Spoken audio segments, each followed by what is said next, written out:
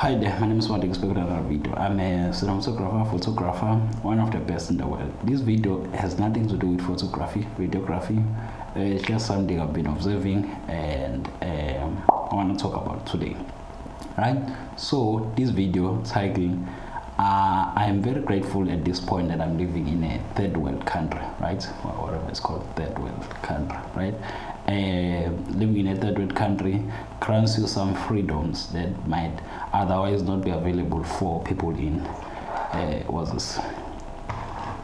in rich first world countries, right? So you might have heard of the term first world problems, right? There is a level at which people get so rich, get their life so comfortable to such a comfortable state that they start having problems that are artificial, right? You've seen this in the recent years with America, the cancel culture things, the woke movements all over the place. What I've seen recently a video of a person saying Mets is racist or something like that. So if you're living in a country like America or wherever, those rich countries, you can afford to say that, right? You can afford not to work and still live a relatively better life than someone who's in a third country like mine, right? Busy preaching this type of stuff in a country like South Africa at this point. You go hungry, everyone will look at you crazy. No one has time for that. No one has time for whining here, right? We're facing real problems. If you're facing problems of starvation, hunger, and something like that, all the other stuff becomes artificial, superfluous. I'm not sure what they call it, right? So you get to a level where you don't care about that stuff. Not that you get to a level, you don't care about it to begin with, right? So what I've been seeing with countries that are rich, right? Big countries, first world countries and whatnot. I've reached a conclusion that it is better to be led by someone who is an idiot than someone who's weak, right? I don't want to get into American politics or Canadian politics or New Zealand, Australia, or one of those countries, something like that. But what I've seen, especially with England, Jesus, England and what's the other country?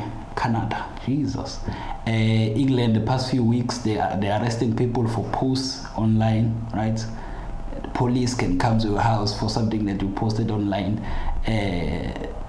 Whatever you said, like those stupid sort of movements where it's something offensive. Even here in South Africa there is something like that, but it's very, very minimal. Like you have to say something very racial and whatnot.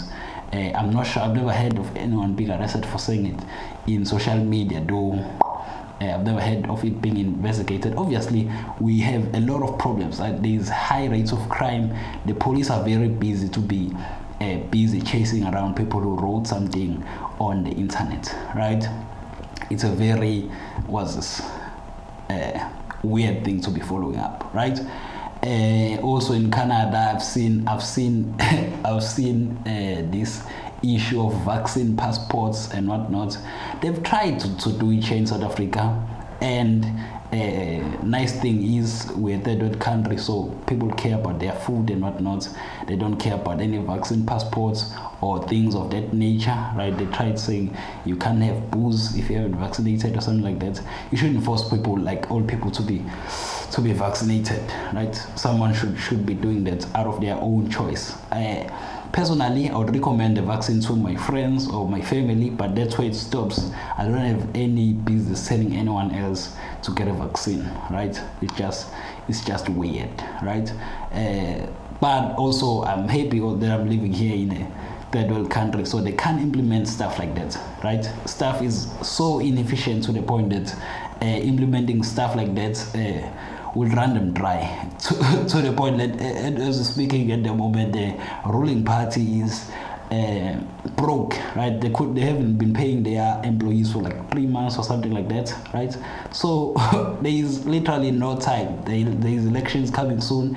I think those municipal ones and whatnot. The ruling party is broke, so they have no money. There is no way anyone is implementing something like that. It's not even in their list of priorities, right? Obviously, everyone's priority right now is opening up the country, and everyone's going to be working towards that.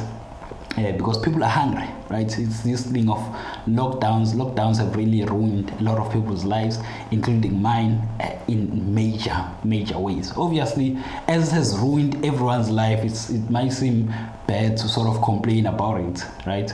But it has really done a lot of drastic things, very appalling stuff, right? These things, idea of lockdowns, I hated that idea, still hate it to this point, right? Masks, I think masks work, right? But the government shouldn't be sort of arresting. It shouldn't be law that I should be wearing a mask. It should be recommended, highly recommended, like eating an apple a day, keeping a doctor away, or things like that, right? It should be recommended, but it shouldn't be law. There are things that shouldn't be, you shouldn't get arrested for, right? And there's the other issue: if you get arrested in a country like this and you don't have money, man, your case might stay in jail for some time or something like that, and your case might be something that will go to court maybe a few years from now. I'm not sure. There's always that, right? So my point here is this: there is some sort of gratefulness that I have to be living in a third world country during the pandemic, right? Because it has shown me the importance of freedom and how easy it is to lose your freedom, right? A lot of people are naive. Obviously, I have this joke that's what everyone who hasn't read 1984 should be arrested, right? a book, it's ironical, obviously, the statement. The book by, who's this guy? George Orwell. Is it George Orwell? But it's Orwell. I think it's George Orwell. I'm not sure. What's the name of the guy? Let's see. It's Orwell, though. Orwell. It's a very, very known author, right? In high school, we read his book, Animal Farm. Obviously, I don't think the teacher had the knowledge of the motivation behind that book and whatnot. A lot of people don't know history, right? I don't claim to be a very knowledgeable scholar as well of history, but I know a few things, and I've read a lot of things relating to history and relating to how things happened in the past, and how dangerous ideas can be, right? How things go from go from 0 to 100 really quickly, right? 0 kilometers per hour to 100 really quickly, right? Like what's happening in Australia right now. They're building camps, right? They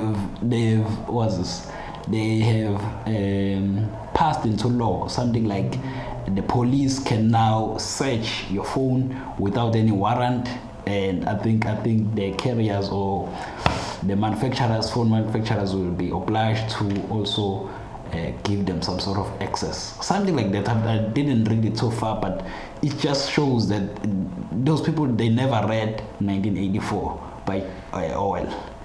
Why am I forgetting Orwell's name? Let's see. Orwell. George Orwell. It's George Orwell, I'm right. Right? So yeah, that's the thing. There is no way you could enforce something like that here in South Africa. We don't have the manpower. Obviously, the police a bit useless sometimes. Well, it's nice to have them, right? They're just overwhelmed. There's a high level of crime for them to be busy pursuing things like that. And also, I would think the education in terms of education in terms of technology and all that, it's very bit complex at this point for the current police force. So it's something that I'm not worried about anytime soon, right? The other thing I was worried about, that it's being taken back now a bit. It's delayed, this Apple thing of scanning users information on the cloud. Why, man? Privacy is so important. I'm not sure why Apple, after all these years of protecting user information, that they're now willing to just be busy scanning, and they justify this by saying they'll be doing this to protect kids, right, for child pornography and all those things. Jesus, it's a slippery slope. It's very easy to see. I'm not sure who at Apple thought this was a good idea, right? Hopefully they never go out, they never go hopefully they never implement the thing fully. I would hope that's gonna end up being the case. I'm not sure, but usually a lot of people don't care about these things, especially in those countries. There's just a lot of things happening in those countries that I would think that people don't care much. They don't they're dealing with everyday life. That's when these big things are happening. They're slow, obviously, but to an outsider viewing them, it's big things. It shouldn't be locked down to begin with, right? The government shouldn't be building camps like they're doing in Australia, so that you could quarantine. Zero. Even if the camps are what do they call them? Resorts or something like that. And any gay like that, it shouldn't be happening, right? So yeah, this is a long video. It should have been short. To the point, I'm grateful that I live in a third world country where their resources are not enough to be implementing useless stuff, right? Not useless, but oppressive stuff, because that's taking away people's freedom, and they don't realize it, obviously, because I'm not sure. They've been busy with life to learn a lot about history, and their politicians are also dumb. I'm not sure if they're dumb or ignorant or willfully evil. I can't tell you if what's the case, right? This was far different from the stuff I usually do on this channel. I'm not sure if I'll do it again. I'm just concerned with these superpowers. Obviously, if you don't know power dynamics in the world, countries like the USA, you need those countries fully functional, right? Countries like the USA, Australia, those big countries, you need them being fully functional. So that's when countries like China or something like that, they try to make a move on another country, let's say South Africa. If China said they're making a move to South Africa, they're taking our resources, they're taking over the country, hypothetical situation. But if that happened, we need someone like USA to say no, that's not gonna happen, right? They have enough nuclear warheads or nuclear weapons to be able to have a strong say, right? So you need strong leadership in those countries so that small guys like us could be protected from something like that in the future, right?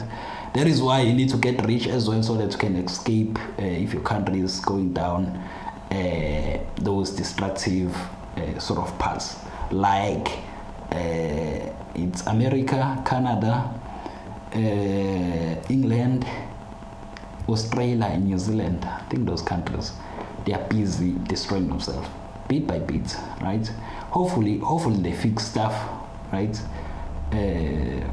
Because we will also suffer in some ways if those superpowers go down. All right.